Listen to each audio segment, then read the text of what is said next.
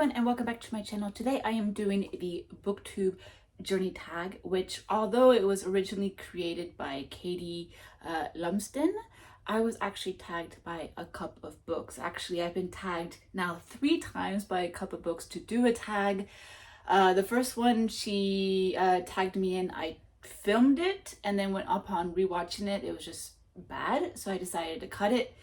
This one I've also already filmed once, rewatched it, and cut it again. So this is my second attempt on the second tag that she's tagged me in, and the third video that she's tagged me in does look interesting, and I think I'll try it. But that one I actually really need to reflect on the questions, so I will see what happens with that one. But today we're gonna do the Booktube Journey Tag, and it's quite long, so I'm going to get started with the first question, which is, how long have you been watching Booktube? So I believe I started watching Booktube about maybe when I came to Japan, which would be around beginning of 2015. I can't say exactly how I came to watch Booktube. I know I wasn't a big YouTube watcher to begin with. I did check, and it turns out that I did create my YouTube handle back in 2011. I was under a different handle before I went under Tokyochemist. I became Tokyochemist basically. Actually, I think when I created this channel, I switched all my usernames to Tokyochemist. I was something else before because I had no idea what I wanted. But yeah, I joined YouTube in 2011, but didn't really watch anything. That would have been like just like 2 years post grad school. That would have been, and back then, I definitely didn't understand why anyone would want to watch amateur people making videos. So I hadn't really grasped the point of YouTube at that time. So it did take me a while to get into it. And then Booktube, I have no idea. I must have put some sort of, I don't know, keyword that led me to a Booktube video. I have no idea how I joined it. But I mean, I would say around 2015 would be when I started. Excuse me, I had a sneezing attack right before starting this video. Yeah, 2015 I know would probably be when I started watching Booktube. Question 2, how long have you been making Booktube videos? Myself, the very first video I made was in April of 2020. So unlike a lot of the newer creators, I definitely use the beginning of the COVID period to finally create my channel. I had been debating about creating a channel for at least 2 years before that, but I still wasn't reading that much at the time, especially when I first came to Japan. I only read like 8 books because I was really making an effort that like I'd focus on work, and then after work I would make an effort to actually go out and go to bars so that I would properly be practicing my Japanese, because I needed to get, you know, quite good quite quickly, and then, you know, making a significant effort to make friends and whatnot. So when I first learned about Booktube, I myself was not reading that many books, so it took me a while to sort of rework my focus and then sort of quiet down in my everyday life and realize, okay, Japan's going to be a long-term thing. I don't need to rush everything. So that's when I was able to sort of, you know, calm down and enjoy more quiet time and not feel like I had to do Japanese all the time. So yeah, I decided in the middle of at the beginning of the Corona era that this was a really good time to make an effort. So yeah, April 2020 is when I made my first Booktube video. 3, what made you start making videos? I just answered that question. But I mean, basically the final thing was also just realizing that if I didn't do it then, when would I do it? It was such a golden opportunity. And then I felt like at that point I had something to talk about. I was reading more books, and then I felt that it was a point in Booktube where people were wanting channels that weren't just young adult books or just fantasy books. I think people were starting to want different content, more varied content, and I guess I felt like I could provide that. So 4, are there any people who have played a significant role in your Booktube journey? I mean, I don't think you can be on Booktube without crediting the all the young YA creators at the time.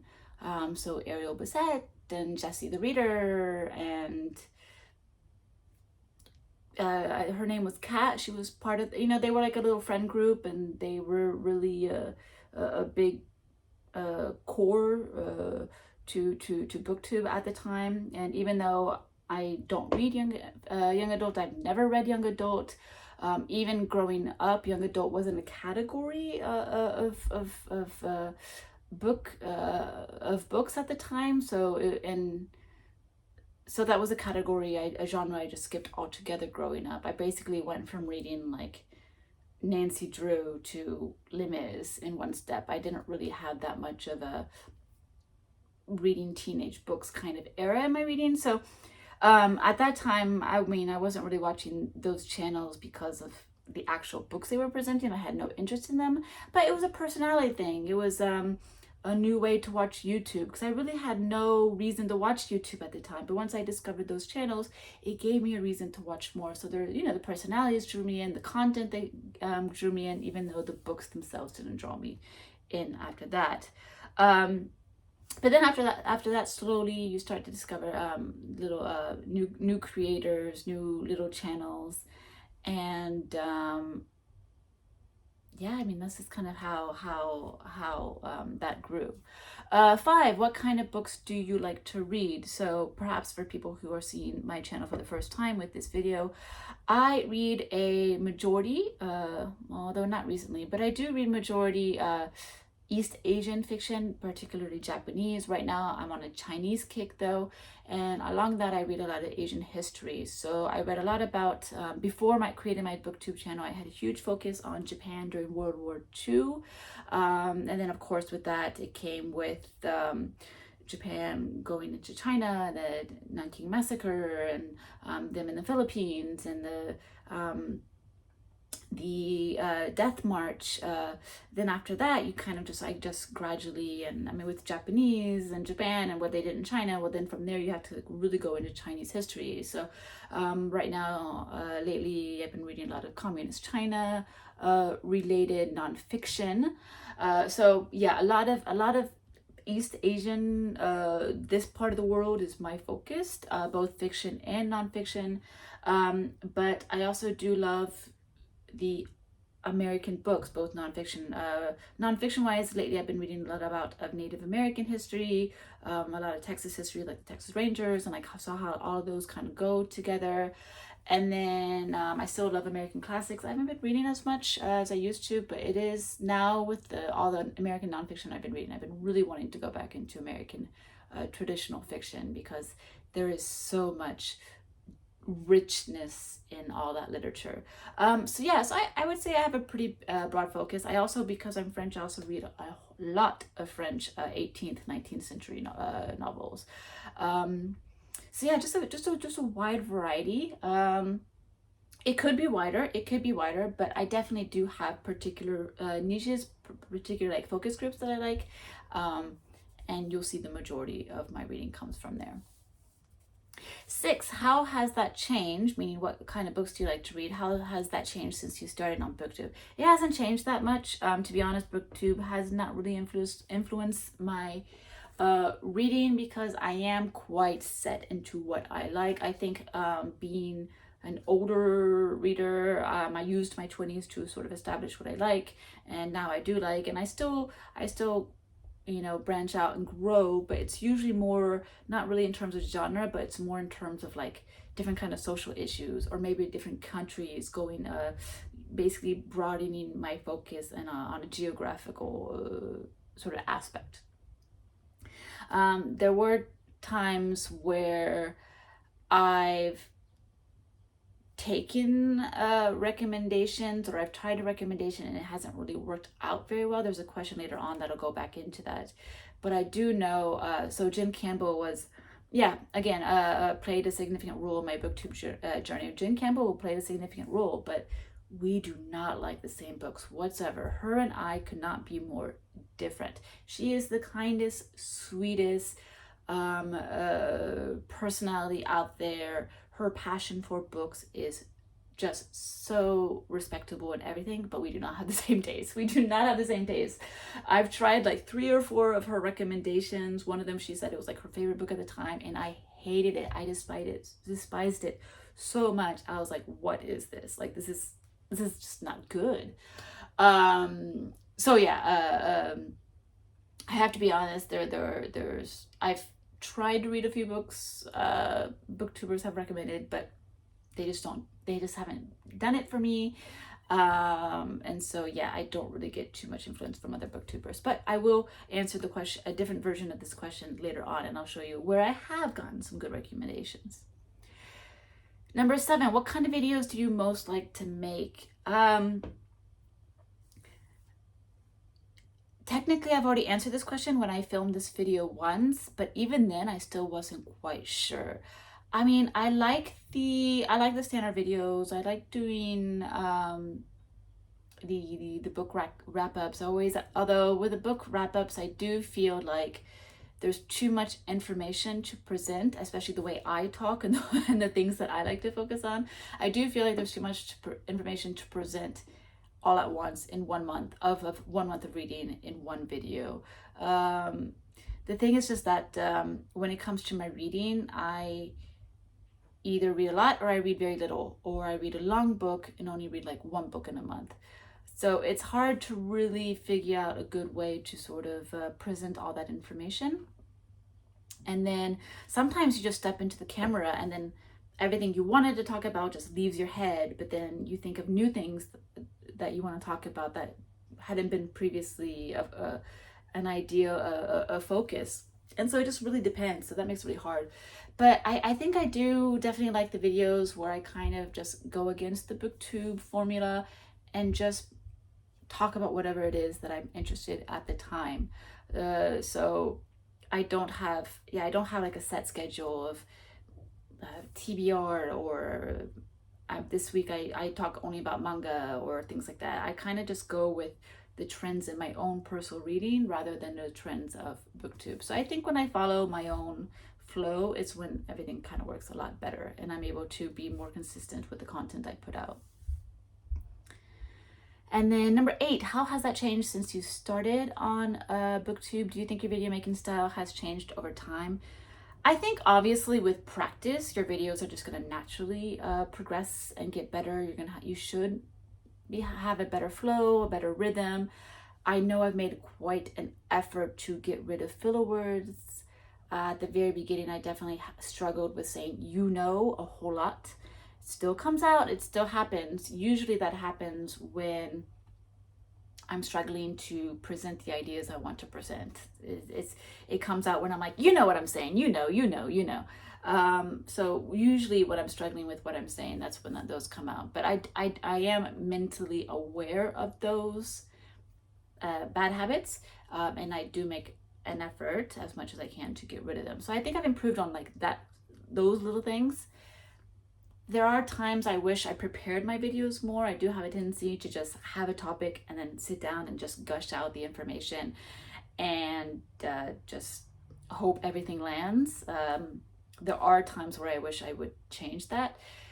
But that's again, it's going to come with practice, and it's going to come with me getting a better feel for what kind of videos I want to make.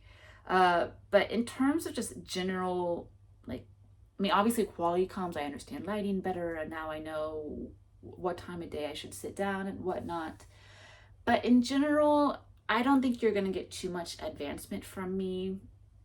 I already have a lot of hobbies, and my free time is pretty much quite occupied, and video editing and getting good at putting music in videos and things like that. I don't think that's going to happen. So I think we're at the peak of my video making at this moment.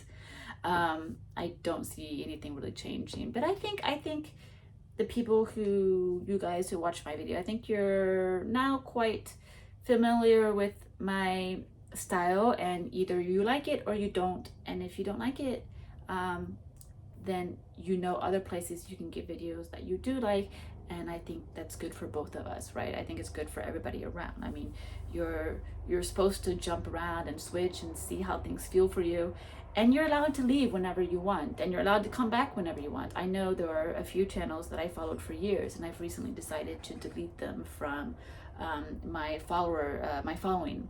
Doesn't mean I dislike those channels anymore. It doesn't mean that I think their content is bad or anything. It's just eventually you move on. You know, something entertained you for a while, and you're really appreciative of it, and then eventually you just realize, you know what, I want to move on, I want to do something else, and that is perfectly fine. So I think I think this is what you're gonna get, basically, is what I'm trying to say. Number 9, do you script and edit your videos, and has that changed over time? I just answered that question, basically. Yeah, I wish I scripted just a little bit more. I know definitely when I'm reading, there are times where, like, as I'm reading, I think I'm going to remember something, or as I'm reading, I've come up with the comment I want to make, and it's in my, and I say it in my head, so I feel like it now is in my head, but then as soon as I finish the book, I realize it's gone.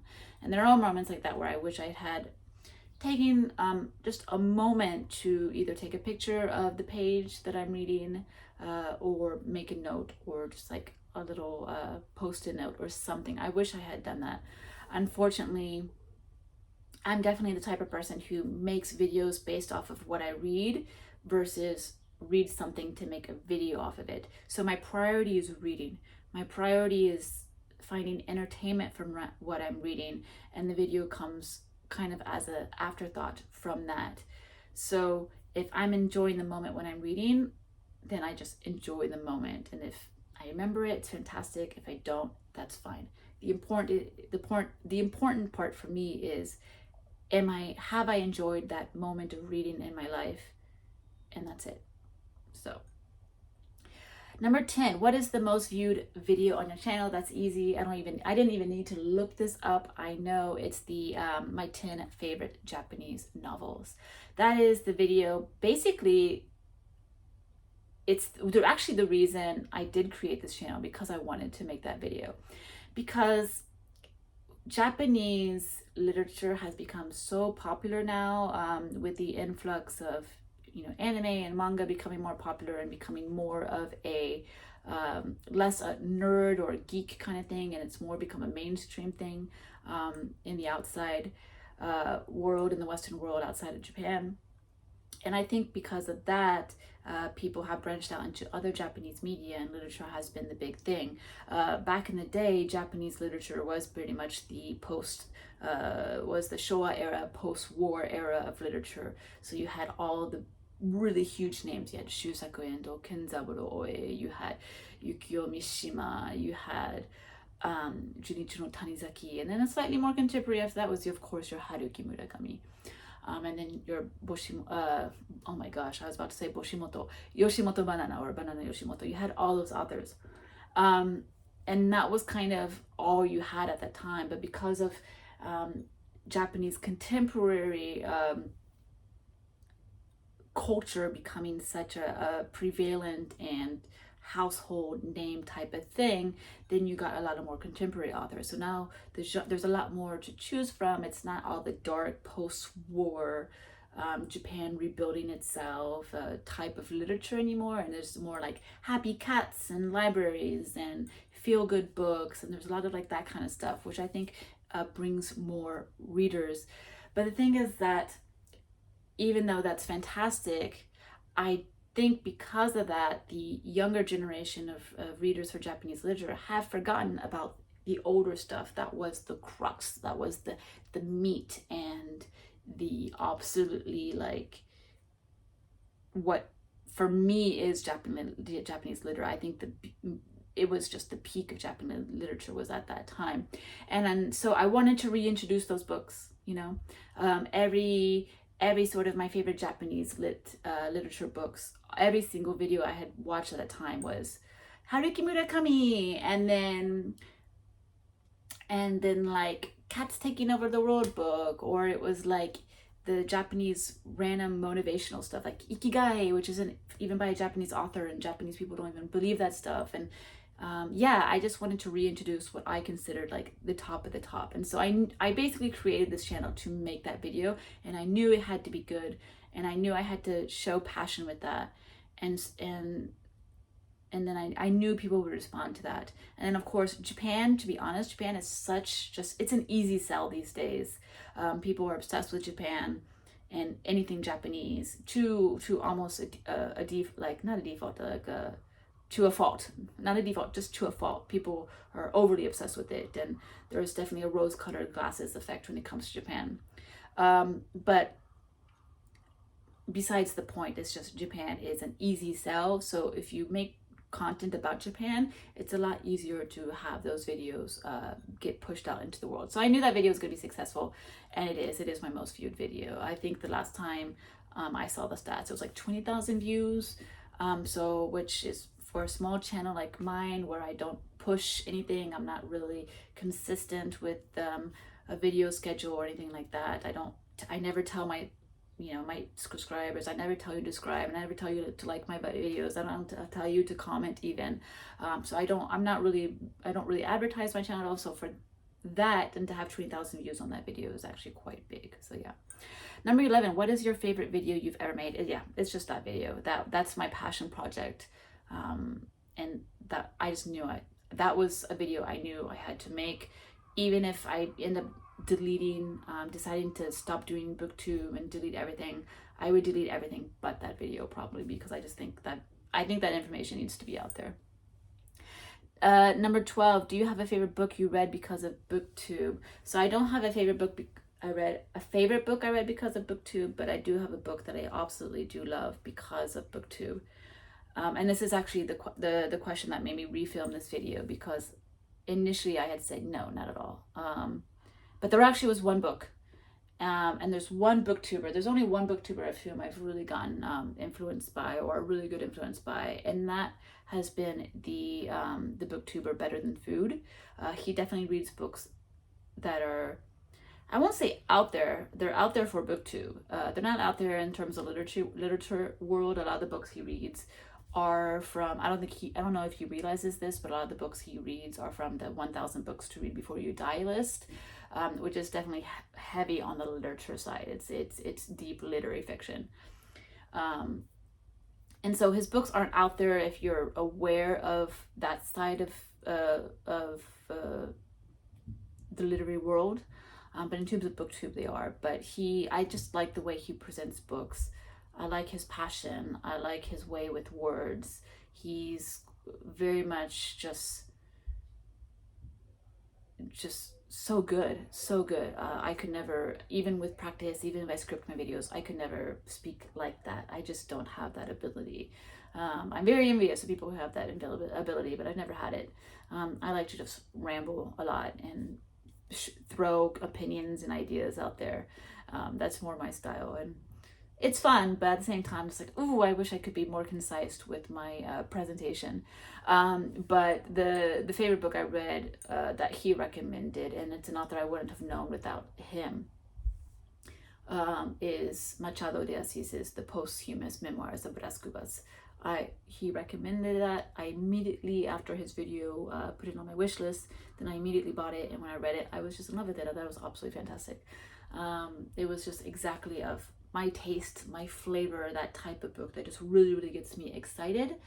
And so yeah, that's my favorite book that I've read because of booktube. 13, do you have a favorite booktube experience to tell us about? This one's easy. My answer has not changed since refilming this video, and that's the experience of getting to meet Unicorn. She came to Tokyo twice, actually. I met her on the second time though, but meeting her in Tokyo was so fantastic. We had so much fun.